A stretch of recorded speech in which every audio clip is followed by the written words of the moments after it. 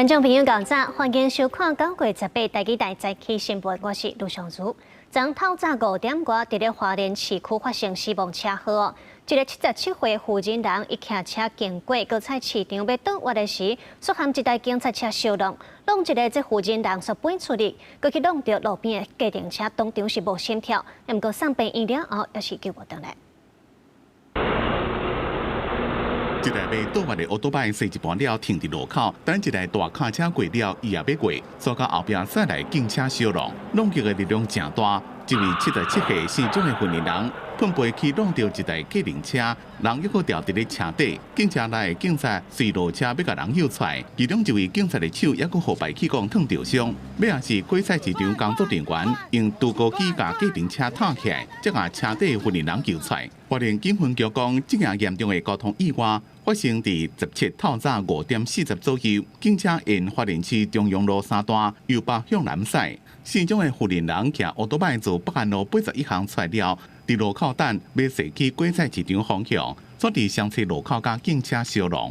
现场骑士昏迷，员警于现场立即下车抢救机车骑士，在紧急徒手搬运机车时，手部严重烧烫伤，随后将机车骑士送慈济医院救护。后续调查，双方均持有合格驾照。 经酒测均无酒精反应。骑奥多拜妇人人当场无喘气心跳，送病院了，不恢复性命危伤。不过尾也是救袂断。警方伫随后时派人去病院，关心受伤的人甲家属，提供相关协助。要拿车祸详细原因，也搁来调查。记者综合报道。 随来，咱来关心天气哦。今日气象署有针对7个县市来发布高温资讯。新北市上热是红色灯号，有可能是会增加38度；台北、台中和彰化是柑仔色灯号，桃园以北有可能是有到36度以上。咱来看温度。 今日气象署有针对台东和恒春半岛发布大雨特报，东北部嘛可能会落小可雨，其他所在是侪份好天的天气。啊，若过昼是会落雷公雨。气温的部分，华东地区因为会落雨的关系，所以这高温是29至31度，也毋过其他的所在也是小风有32至35度。 目前太平洋顶面有2个热带性低气压，有可能是会变作风台。其中一个会对香港去外围环流，会自今日开始，伫咧影响台湾的东半部和南部，雨会落真大。那另外一个热带性低气压，气象专家是提醒讲哦，有可能会变做较强的风台。按算是后礼拜2会上挖近台湾，东半部就要注意会落大水雨。 半时开始，随热带性低气压 TD20继续向西北往香港方向挖近，气象署有告发布海警机会低，严过外围环流影响，有缘有短时间落大雨的情形。明天一直到周六的话，都是受到这个20号热带性低气压或者它生成台风的外围环流的影响。那明天的话，在东南部恒春半岛出现阵雨或雷雨的时间会逐渐的增多，那会有局部大雨甚至豪雨发生的几率。 因为菲律宾东方的热带性低气压 TD21，因为海温对伊发展有利，才快速增强。气象专家讲，上近拜时，因看到2个风台斗阵，也特别注意的是 TD21降势风台了后，下礼拜1、2会挖近台湾东南方海面，巴士海峡东部。23、24可能经过恒春以南向西通过，上挖近台湾。到时将是强度悬、风场也大的风台。 即使它的只有外围环流影响，也就是不直接侵袭台湾的话，我们的东半部以及恒春半岛南部地区还是会受到它环流的影响哦。最主要的原因是因为它的环流非常的大哦，目前在预报看起来，它的暴风圈拉得非常的广，而且强度非常的大。 风台即要继续形成，半时大环境转做不稳定。半时开始，东南部地区甲恒春半岛爱盐风局部大雨，也是大水雨；南部地区也有雷雨。午后伫新竹到台南有雷阵雨。拜5到拜6午后，这个雨区会拖到中部以北地区。下礼拜2、拜3东半部更爱注意落大雨情形。气象署提醒，对各地影响程度，有看风台路径甲强度也有变数，爱注意最新的天气资讯。记者综合报道。 台电更有机组果样，官方网站出现这强电变暗的黄色灯号，台电表示，南口电厂1号机因为讲线破气是当地停机检修，希望22个时阵会当加入发电，而且进前南口的2号机佮有配合火灾的事故停机检查兴达新1号机，加起来影响送电290万千瓦。17暗时的尖峰时间，这备转用量率要来维持1%是大挑战。目前已经有备用的机组加入来发电了。为人客充电，即间建设者业者点来有真侪电动车人客，伫施工的时阵会看顾客需求，提供充电服务。现场有2台冷气甲循环器，业者讲万一停电就烦恼咯。有时候交车的时候，大量交车电没有充足，所以我们会帮忙顺便帮客人充电。或许需要租一个，或是买一个临时的发电机来使用。台电官网17就黄色灯号显示供电紧张。台电说明，南口电厂1号机16因为破供停机检修，按算是已修好，自治中心并联发电。进前因为发电机、例如设备故障的南口2号机，请原厂技师协助修理。配合火灾事故停机安检的兴达新1号机，3机组总共影响供电能力290万千瓦。台电估算17夜间尖峰时间，备转容量率要达到6%。有困难，把所有的台电的这个节备的基础，还有我们的一些水利，还有需求面的管理，我们大概都会多元去做相关的使用。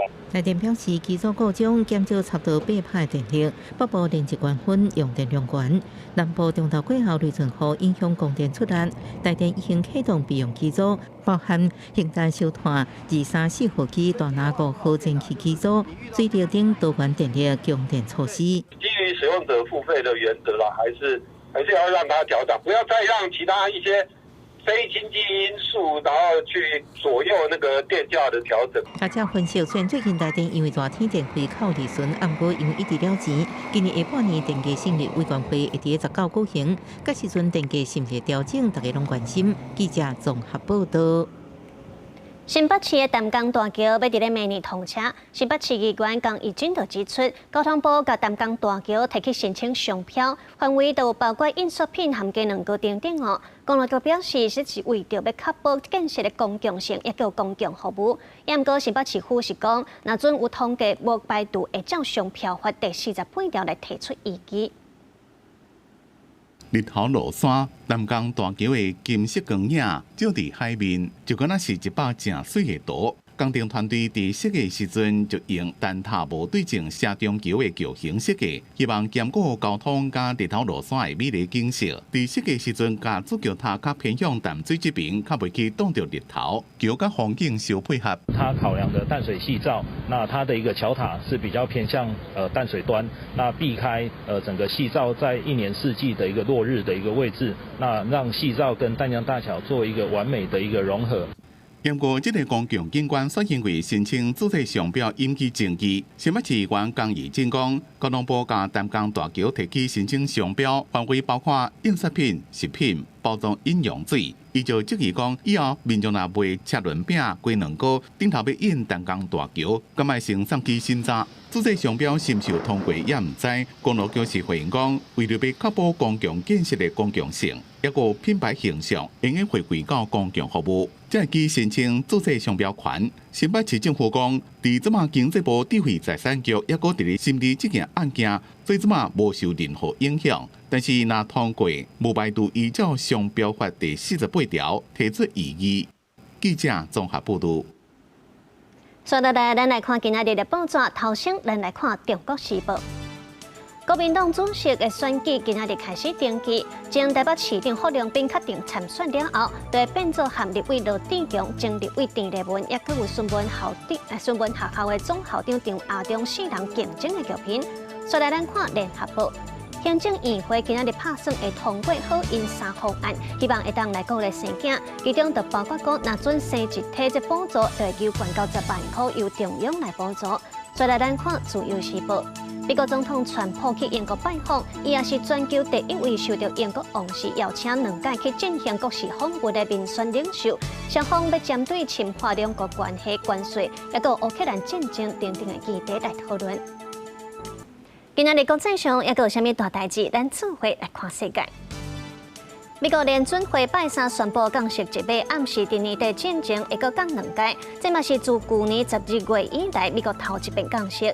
再来咱看，加沙卫生当局指出，以色列今仔日的空袭和枪击行动，伫咧加沙走廊上无造成50人死亡。以色列军方表示，会另外开放一条新路线，限定48点钟内，予巴勒斯坦人对加沙市撤离。美国当地透过投资基础建设、基础设施和扩大合法执法等等，协助太平洋岛国对抗中国扩张的影响力。美国国务院嘛，搁再强调建立自由开放的太平洋岛屿地区的承诺。美国海岸防卫队嘛协助太平洋岛国来提升执法效能，和台湾则会出钱支持连接土瓦鲁的电缆分支线。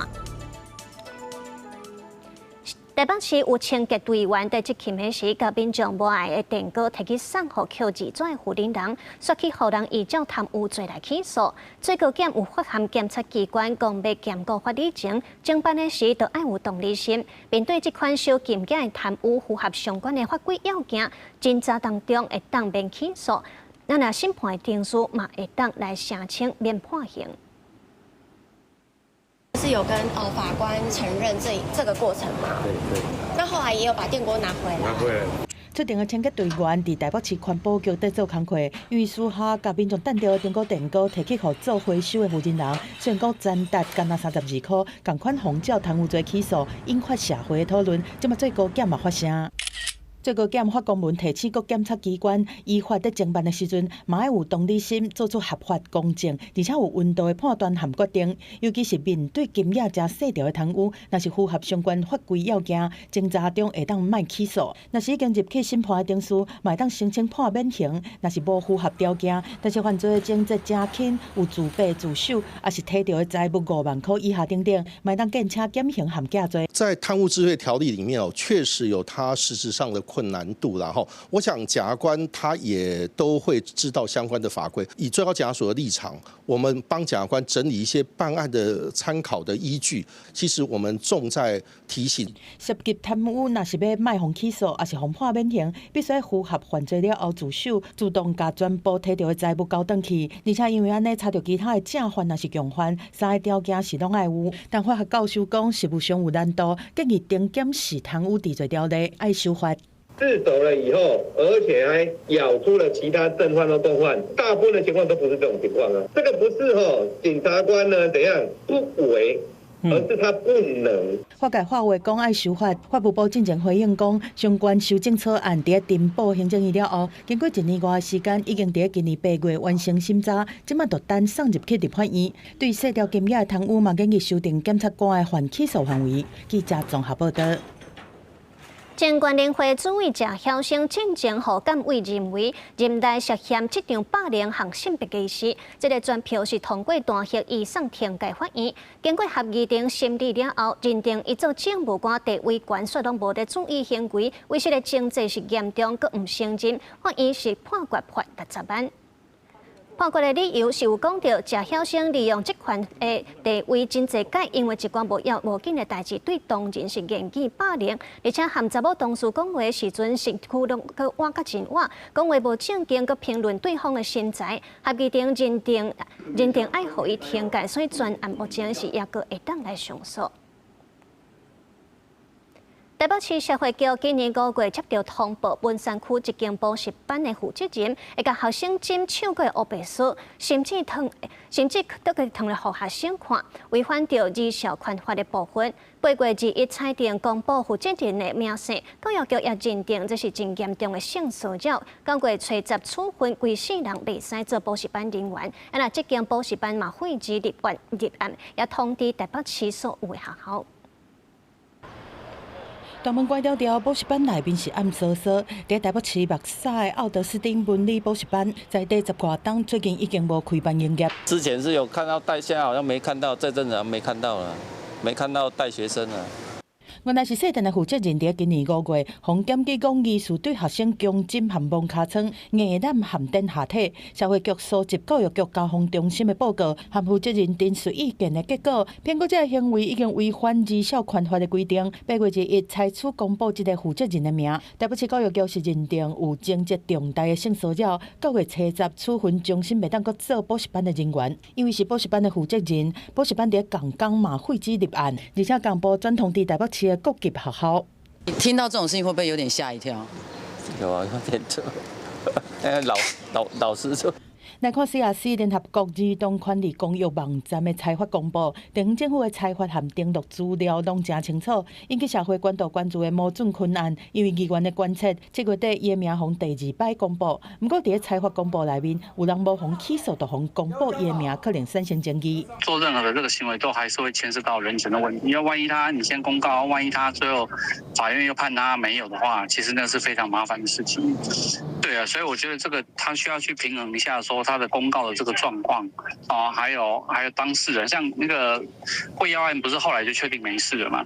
学者讲，公布园名和人名提起家长注意，避免有儿少阁受害。但是伤早公布嘛，有可能未审先判。什么时间点来适合公布伊的名，需要阁较侪思考和讨论。记者综合报道。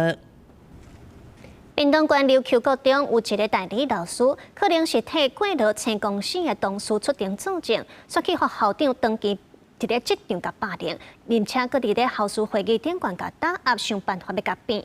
毋过校长讲，这拢是无影无迹的代志，强调拢有照程序在进行。校事会议已经接触校长整肃别人工具，张教总甲平高省开记者会，当时琉球国中代理老师阿邦透过网络影片，讲因为替过劳死的同事出庭作证，互姓苏的校长霸凌。像我前几年课表都被调成顶天立地，然后教学组长跑来，就看着我说：“没有，这都是校长调的，他不送出的课表不是这样。”那你能说什么？好，这个你也抓不到证据嘛。课表伫校长指示之下调动，阿邦讲，校长前一摆公开表示，伊做假证，毫无证明也被扣，影响偏向96种警察提诉。今年一摆段考出了7题，勘测宗教迷信，或者信仰学生无欢喜，所家长无追究，就是双方提升共识。毋过校长却积极启动校事会议，张教总甲平高省拢批评校长滥权。前后任的主任都觉得不需要，校长还是执意要开，他的目的是什么？要卡住后面嘛，要整老师嘛，应该给予立即停止，然后赶快启动不适任教长的机制。申诉校长否认霸凌甲秋后算账，强调市地事件家长无追究，毋过后来有缘投诉国教署，各转至教育处下后必要求调查，拢按定数进行。目前校事会议还未启动。利用校事会议秋后算账这件事情，也都没有啊。该走的程序就是要把它完成，并不是说我特别针对他，因为有时候你事情不做一个厘清，做一个调查的一个结果，上班怎么会幸福啊？教处表示，疑似职场霸凌调查中，若事实而且勘测无信任校长会依法处理。张教总议员呼吁避免校事会议，正做打合依据的工具。调查小组应该有教师代表提供校园现场意见。记者综合报道。另外，各家机关嘛，一间一间中学嘛发生校园霸凌的事件，有学生摕 BB 弹甲4枪威胁同学，去向威胁的同学就通知伊的家长到学校。家机关少年队接到通报，就甲这枪早登去调查。受害的家长受害的学生的含家长拢指控讲因长期受到这款霸凌的行为，就准讲学校有介入来处理，也毋过因共款是会用言语来甲霸凌。BB 弹枪，要用瓦斯罐的那一种，就是指着我的肩膀说不要动。那时候你感觉怎样？就生气跟害怕，然后转过去看他，然后他就回我说：“脸干嘛这么臭？我只是开个玩笑而已。”互人提假4枪威胁，儿童区正惊吓，赶紧通知家长。警方也接到家长报案，到学校。毋过家长表示，这毋是第一摆发生。进前囡仔捌互共班7、8岁学生关一笔摒扫的工具，柜仔内底无成功，最后将伊反锁伫后阳台。学校介入处理了后，转做用火攻击。他们很崩溃的跟我讲说，他已经在学校读不下去了，他很害怕那7、8个同学再次对他下手。我已经有进入那个学生反霸凌的那个流程。代志发生伫嘉义县一间中学，学校表示第一时间联络导师甲双方家长，各由霸凌处理小组接手相关程序，针对学生早回禁品入校，会无定期加强列管。学校目前对于安全检查方面，它有一定的法规的限制。那我们也会针对学校一些特定的学生去召开安全的会议，然后去列管这些学生。那一旦列管之后，我们会针对这些学生做不定期的一些安全检查的一个处理方式。这样，学校是一个学习的一个地方。那针对违禁的一个部分，我们还是请学校还有家长确实不要带这些物品进入。因为受害学生家长已经提过，少年队将请早等调查，可接受处理。学校同时启动辅导机制，深入了解原因。记者综合报道。再来，咱看政治新闻。国民党主席选举目前传出上无是有大家人要参选，前台北市长霍良斌有赵少康甲赞成嘛，决定要参选，会期待党中央领表。也若民进党选对会召开第2届会期，估计党内2026年县市长的提名作业会伫咧旧历过年进前完成。民进党秘书长讲的，台湾还是托管地，所以赖清德是托管地的种族咯。国民党主席朱立伦交棒进前批评执政党是歪曲解释历史，也若党内党魁选举也真闹热。前台北市长霍良斌得到中共前董事长赵少康支持，下定决心参选，但是赵少康也陪同霍良斌斗阵领表。前彰化县长杜碧元、前国大代表蔡志宏也完成领票，全台面上要选的人已经至少6个啊，被认为免不了一场国民党内部的风波。在这一场选战当中，那么基本上我会采取君子之争，不会对任何的我们的党内的同志口出恶言。因为民进党选对会17召开第2摆会议，预计党内2026年县市长提名作业会伫过年前来完成。选对会成员也分别任用各县市责任区，并且通过初选中的禁大卡条款。总统、副总统、行政院长以及选对会的委员，包括他们的图像，在完成提名程序之前不得使用，如果已经使用，应该予以下架。因为要在中执会前通过提名，所以也一定会提前，然后所以应该是12月，最晚1月应该都会完成所有的民调的作业。根据民进党规划，只有执政林苑县市的嘉义县、台南市、高雄市的进行初选，其他县市是经由协调，由党中央定调。另外，这礼拜5立法院新会期即要开议，也个民进党团干部除了总调关建明以外，其他职务无人登记。新任党主席的总统赖清德指示，党团三长必须由党内自主选出来，临时经由指定。记者综合报道。总统赖清德第2020次大选得票率是40%，而且国会嘛无过半，执政是拄到真大挑战。有国民党立委就提出总统选举2轮决选制，认为安尼就会当来解决少数执政的问题。罗志强表示，会伫咧新会期来提出修宪案和修法。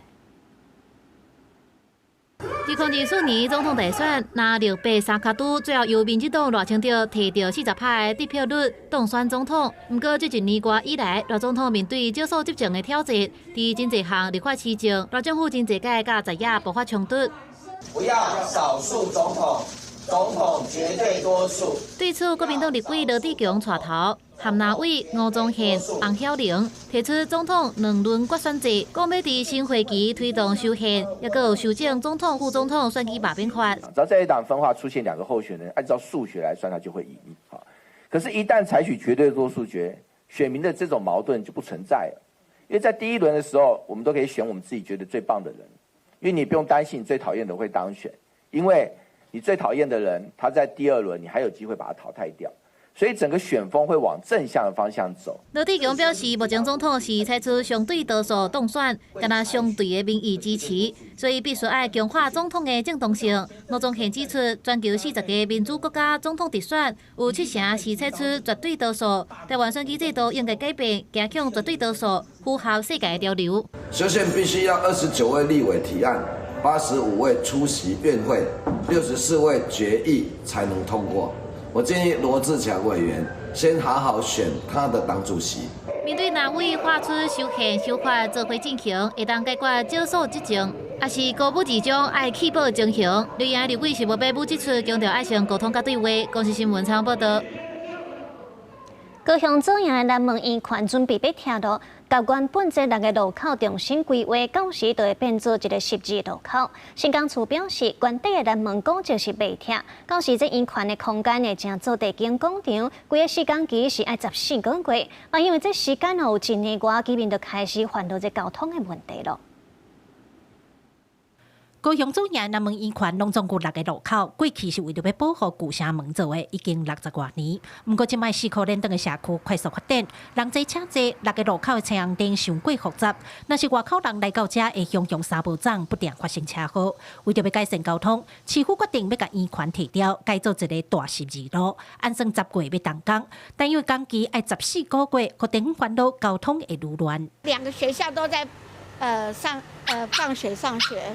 真的是很乱，超危险的。这边都常常出车祸啊。市区的进步，阮的交通嘛是爱进步啊。所以讲，阮是拢足支持讲这个工程，因为虽然伊是14个月，但是这就是一个阮讲的甜蜜期嘛。路口要定做工期伤长，地方认为爱甲配套措施做好，甲影响降低。新港处表示，南门医院拆掉是新台17线工程的最后一段，到时旧城门会结合边的公园，建造一个新的7套场所。施工期间会伫双向车路规划一紧一慢的车道，应付地方的交通需求。施工阶段的交通维持以4阶段原则布设，且每一阶施工交围阶段皆确保维持现况双向各2车道公用路人使用，经评估应能维持现况交通服务水准。新港处强调，旧城门未拆，未来南门医院改做十字路口了后，会正做双向6线道，东线嘛会加单纯。不过居民建议，车道多速度变紧，也要注意快车慢车的安全性，避免发生事故。记者柯亚祖、柯兆勇、高雄场报道。另外，台中市消防局的即时灾情网站去互骇客侵入，而且佫出现中国简体字变做色情网站。消防局表示，伫咧发现了后1点钟就甲处理掉，要向警方报案。民众上网敲找台中市消防局点即时灾情网址的后壁面，出现中文简体字的色情消息，甚至有找小姐介绍电话即款关键字。民意代表认为，查询灾情的官网出现这款不实的字眼，严重损害市政的形象。发现消防局的这个网站竟然充斥着这个中国简体字所传达的一些色情的讯息，我觉得应该要赶快来检讨，不要让这些色情的讯息借由公部门的网站去四处去散布，这个对社会对市民来说绝对不是一个好的事情。台中市消防局表示讲，网址防侵略的时间点是16暗时7点外，民众讲上网入去官网的时阵，点选即时灾情快速连接了后，看到不实的字眼，初判是骇客侵入网址，毋是咧创治人，就是咧做广告。1点钟后已经甲意图，而且向网站公司反映。让他能够在民众可能在第一时间在搜寻我们的官网的时候，在下方的一个快速索引的部分，会去点击到这个不雅文字的连结，有可能是为了要蹭流量，也有可能是说要来做恶作剧，让他这一串的这个文字能够被搜寻到或被看到。消防局讲，即时灾情网页每一天点看数数千个到上万个，有心的人可能想要趁机会增加信息的流量。假网址最后嘛是连接到官网，并无影响到报案的系统。目前已经向警方报案，后续会加强资讯安全防护，嘛建议民众利用官方的入口网站，才会当确保信息来源正确。记者综合报道。为着要防止汇钱诈骗，金管会表示，未来网络汇钱的时阵会出现对方的口座名称，让民众确定讲要汇钱的对象。在客户如果输入账号，就是那一串数字以后，那系统就会显示这个户名，那当然不是这个全名了，譬如说王允中就会王圈中这样子，就有遮掩的这样子的，好方便汇款人他去做一个核对。金管会表示，包括公共银行和中华邮政大约32间金融机构，9月会先施行，有一寡 ATM 因为设备的限制，按算年底进程也会完成。到时阵，民众伫咧 ATM 汇钱的时阵，会当看到对方口座的名称。今年国家防灾日演练以地动救生强韧装备来做主题，透过模拟地动情景和宣导活动，让民众了解讲地动的时阵来安怎来应变，而且嘛有甲大海上的警报和避难拢加入去这个演练。小心小心，那边。学生和附近的村民相连刷到建筑物的3楼去避难。17开始，拢总3天的地动和起高龄的模拟演练，以琉球海沟错动引发规模8.5的地动做前景。假设地动发生了20分，会有起高龄侵袭宜兰莲花。第9月国家防灾日就要来啊！除了地动，今年系列活动对国际研讨会到实际演练，佮增加起高龄风险的设定。不过，当去看26年前的921大地动，台湾现有的防灾能力，敢会当来应用迄当中的规模？整个救灾以及应变的程序，我们都已经有了很大幅的一个增长。那尤其是在我们的人员训练跟装备的部分，如果说今天发生的这样的规模超过921的规模的这个灾损是有可能的，那我们还是要做最坏的打算跟最好的准备。不过，代表市政府的行动防灾 App 在17日中昼，所小连续放送2条停班停课的通知，引起讨论。台北市消防局解释讲，是行政院人事总处透过自动转发信息造成的。但是人总回应讲，有明确表示讲是测试，呼吁相关单位应该完整检核，避免对民众造成困扰。另外，同款伫北部7月的城镇润性演习了后，有团体和志工是主动清查100外的防空避难所，所发现内面敢若无够2成的地点符合要求。知道在哪里，然后也可以进入。进入后，空间的状况如何？我们要知道，在空袭的状况底下，通风乃至于这过程中，可能有一些人磕磕碰碰有受伤等等。专家这个目前3大缺失，包括地图的标示无清楚、标志垃圾破损和入口的管控歹。希望透过清查计划，找民众做伙来替避难所健康检查，嘛希望借这来提升防卫意识。记者综合报道。一种症状就号做 ADHD， 这也就是咱在讲的注意力不足过动症。有医生表示，台湾有9派囡仔受到过动症的影响，所以敢若1派的人有去治疗尔。医生和家长协会拢呼吁家长，就要观察厝内囡仔的状况。若准上课无专心，人际关系无好，长期有即款问题出现，就要紧去互医生看。医生嘛强调讲，提早治疗对囡仔未来发展才有帮助。有一寡家长会感觉厝内的囡仔定定坐袂牢，伫学校含同学冤家，认为囡仔只是无听话，较爱耍尔。但医生建议家长应该要带去互医生看，因为有可能是 ADHD。ADHD 是注意力不足过动症，这是一种神经发展障碍，会影响到囡仔的脑部发育。医生讲，台湾有9派的囡仔受到 ADHD 的影响，只有1派的人有接触完整的治疗。所以久而久之，他会对学业或是跟爸妈的关系都会陷入一个冲突跟断裂。那我们研究上其实看到，他后来会产生焦虑症或是忧郁症。医生也表示，有6成的人 ADHD 的症头会一直到大汉，建议爱把握囡仔伫国小的治疗黄金时间，食药控制。协会是建议家长爱用心观察。若是长时间内真正有影响到学习的状况，人际等等，就要严肃面对。很有耐心的去观察，你就算带他去看医生，就算医生开药给他了，就算他已经按时吃药了，你都要很有耐心的去观察他吃了药之后的反应是什么，因为每个小孩他的反应可能都不一样。协会也发现，有一寡家长会烦恼囡仔伫细汉就食药无好，医生是澄清讲，治疗的药袂害囡仔食调咧，颠倒会当控制囡仔专心和情绪。药就亲像替囡仔的大脑挂目镜，会当帮助因和外界的互动较有理路，专心做好无情的代志。药心理治疗、家长配合、教育配合。拢是真重要的代志。记者陈心东、谢桂玲台北报道。虽然咱来关心台语的福祉哦，目前全国的台语人口有80%，也毋过干那台语学校一间尔。台语路协会就呼吁各县市爱来设立台语学校，保障教育资源。连我6岁至14岁囡仔，根据主计总处的统计，干那7.4%会讲台语尔。这嘛代表设台语学校的政策是袂当阁继续拖落去啊。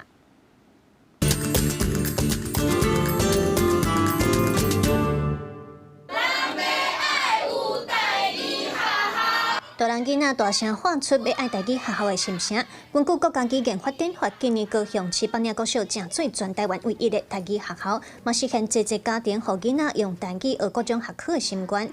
来自各地的台语共学团17召开记者会，因指出根据资格总处2020年的统计，全国的台语人口有8成，台语学校无应当是少数人才有的权利。因呼吁各县市嘛着设立台语学校。讲台语了后，朋友有对你做学。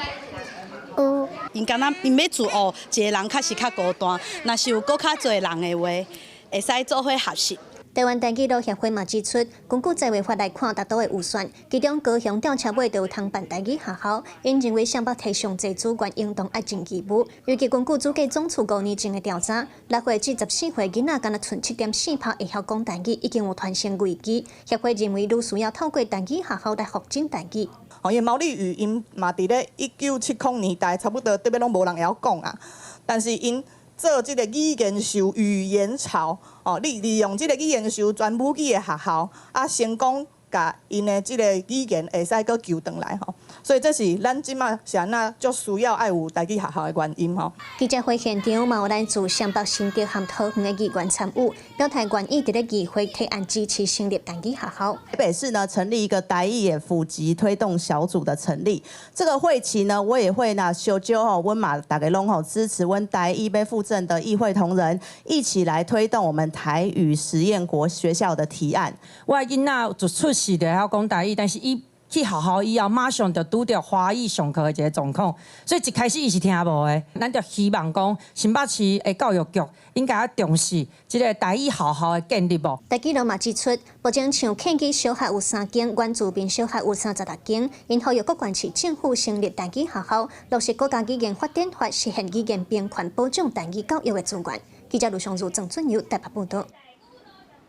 新竹米粉是真出名，以早男士这搭种上济，都互人叫做米粉寮。为着要互大家了解讲这地方的特色，所以新竹市培育台语家庭计划，都有特别安排台语导览来介绍米粉的制作过程。米粉做好着除草、咸淡、提起目屎流，啊名唔过米粉寮，无死也黄生，意思就是伊。过来才会足辛苦的意思啦。台语谚语讲到做米粉的辛苦，米粉是新竹的名产。新竹市培育台语家庭计划，特别来到米粉寮，用台语导览的方式，带大家认捌对家规册、甲猎物杂八，到等入去煎出一条一条幼幼的米粉，最后再放入人绳吹做米粉过程。应该感觉就趣味的啊！吼，头一摆看到这米粉是安怎做出来，所以嘛看甲就有兴趣的。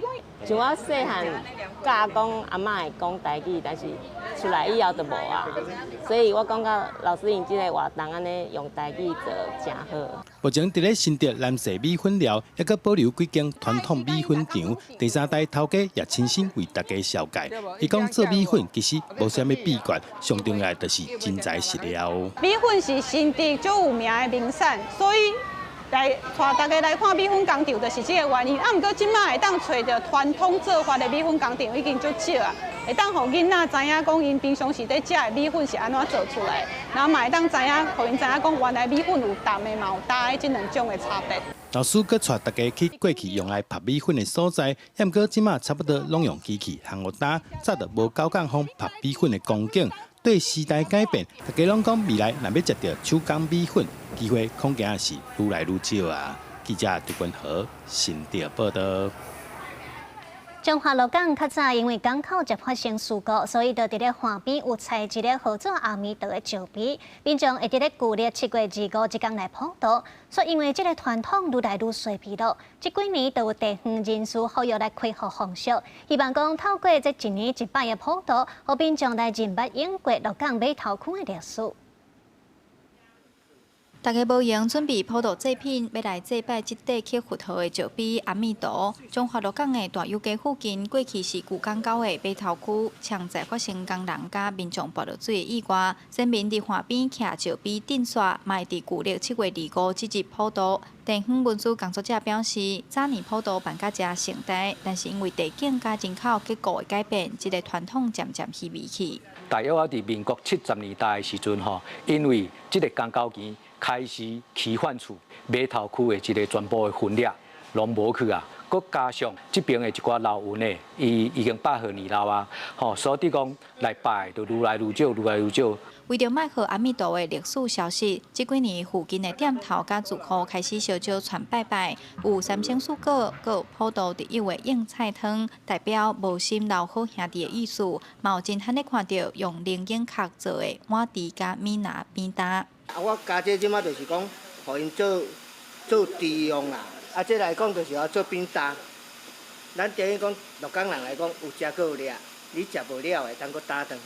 地方的耆老就甲阮介绍讲，啊，这个碑的由来，农历7月1号拢有咧普渡，啊，所以啊，阮伫在地，阮的这店家就发起吼，啊来食。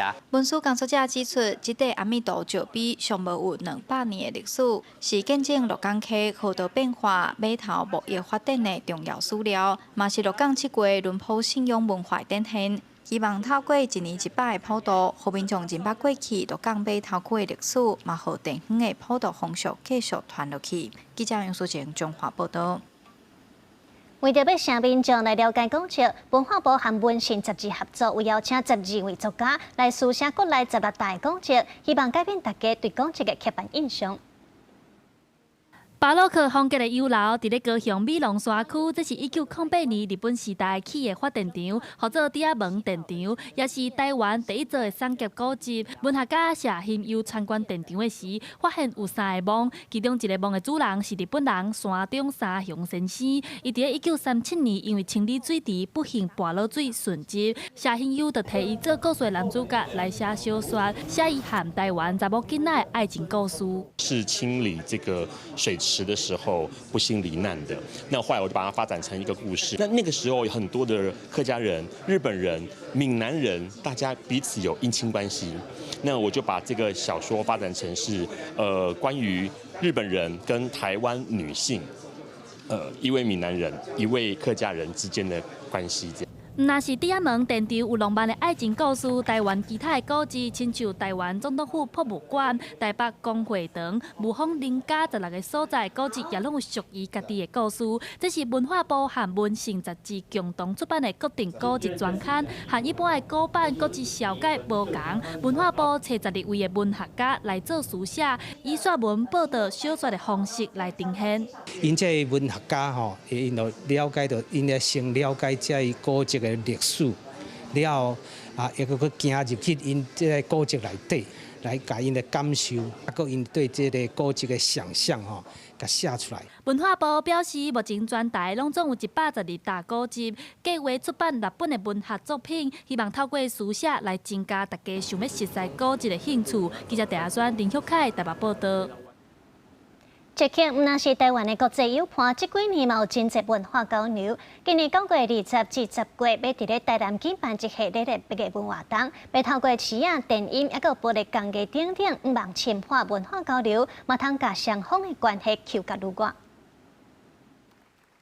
台湾和捷克有真侪文化交流，像故宫的脆角白菜嘛，当地捷克展览。今年秋天，捷克和台南美术馆甲台湾文学馆合作，举办一系列的艺文活动，包括甲世界有名的捷克玻璃工艺重新展搬到台湾，也有电影活动 Lunch Meet Festival， 要互民众感受国际电影甲电影式的声光体验，透过各种活动甲捷克文化介绍予台湾民众。I think to myself, maybe we should bring some Czech culture to Tainan to introduce the local like art lovers and culture.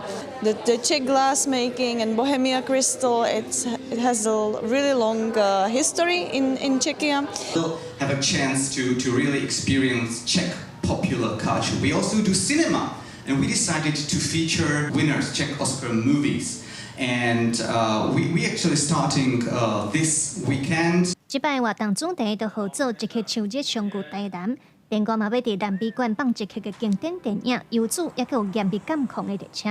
馆长表示，这嘛和台湾当代讨论的进行正义真有关系。也来台文馆嘛有捷克嘅囡仔册展，也会展出这几年台湾翻译到捷克嘅文学作品。不只是会使来看捷克电影，嘛会使来体验讲，阮白色恐怖的迄当阵的时阵，阮台南的文学家叶石涛、洪烈来吼，关的迄个。咧关的迄个所在吼，那所以这个历史上面的交汇，嘛差不多有31种哈，伊的主题的包括人权哈，包括性别。一系列的活动自9月20起讲到10月，希望透过音乐、电影和册等等的内容，和台南正做一曲文化亚洲舞台。希望透过文化交流，甲一曲和台湾客家女话。记者卢尚珠、郑春友台北报道。世界各地独立册店真侪拢是真性价。澳洲就有册店是开伫咧百年的水塔内底。那日本东京的新宝町遮卖公册甲卖二手册是真有名，有超过150间的册店，其中一间假仔册店佫开放民众来选册柜，家己来做头家。远远看过去无什么建筑物，只敢若一个圆塔形的建筑物踩遐，无想到讲行瓦棍入去内底甲伊看卖咧，真特别。澳洲的维多利亚州沃东遮最近开一间正特别的二手书店。这间书店开伫咧一个有100年历史的大水塔内面。It was just like a concrete shell, really. So we had to carpet it. My husband built a lot of the bookshelves, and then like painting. 所有的书架啊，拢沿着圆形的壁面牌，所在虽然无大，不过因为铺地毯，拢用柴的家具，互人一种细蒙细，不过正温馨的感觉。用八角形的条啊，也当裁珠。另外一间正特别的书店是伫日本东京书店一级建区神保町内面的假仔书店。一开始的想法是共享概念，不管谁人拢会当伫咧遮租一个书架啊，甲家己喜欢的书放在顶头分人看。开这间书店的是日本重要文学奖直木赏的得主金村祥吾，伊甲神保町一间倒去的书店接起来，2024年重新设计搁开。伊讲上主要是要互民众关心实体书店愈来愈少的情形。伫神保町这种一家一家的書店，唔難一間。一般的な本屋さんって売らなくちゃいけないものが必ず混じるんですよね。収益の源とされる、どうしてもこれは売らなくちゃいけないっていう本が混じってるんですけど。うちには売らなくちゃいけない本というのは一冊もなくて、売りたい本だけが置いてある。誰かの強烈な熱意を持って愛を持っておすすめしたいって本だけが並んでいるという本屋さんなので。就敢若是伫咧实体世界内面的社群口租共款，每一个人拢会当租一个架啊，等是家己喜欢的书，吸引共兴趣的人。因为变化多、真新奇，所以吸引真侪人来设实体书店。伫遮所有的书架拢是一个细细独立书店，头家有个人，有 IT 公司，甚至还有营造厂、甲小型出版社，大家拢想办法伫咧吸引人客。公司新闻网络每边晓。咱做伙来关心今日各地的天气预报资料。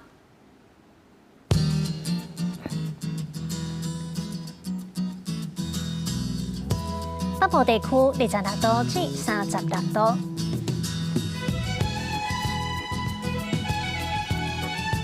中部地区25度至34度，南部地区25度至34度，出来东部地区26度至32度。过来外岛地区27度至33度。感谢你收看今日的早起新闻，咱明仔载再会。